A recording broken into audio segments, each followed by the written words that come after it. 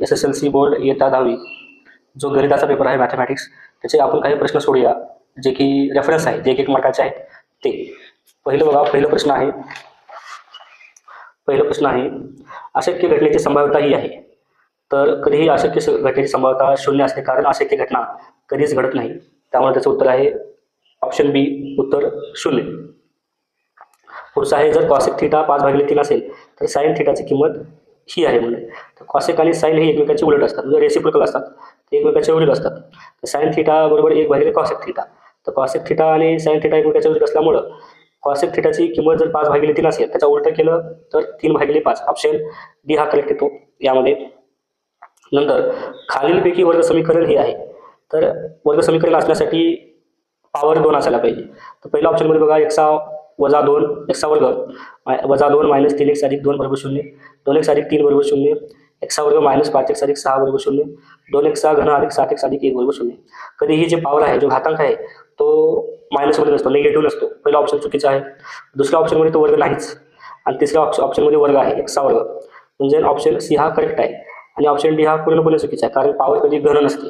वर्ग समीकरणाचा पॉवर हे 2 असतो, आणि ते पण पॉझिटिव्ह असायला पाहिजे, म्हणजे बेरीजमध्ये असायला पाहिजे.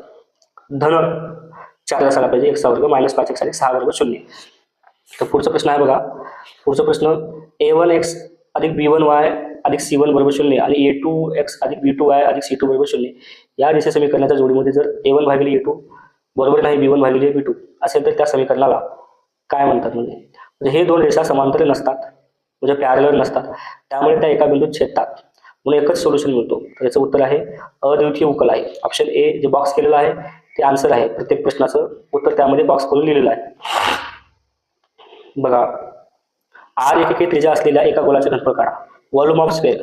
गोलाचे घनफळ काढायचं सूत्र आहे 4/3 पायचा घन एकके, असं ते सूत्र आहे गोलाचे घनफळ काढायचं. त्याला आपण इंग्लिशमध्ये व्हॉल्यूम ऑफ स्फेअर असं म्हणतो.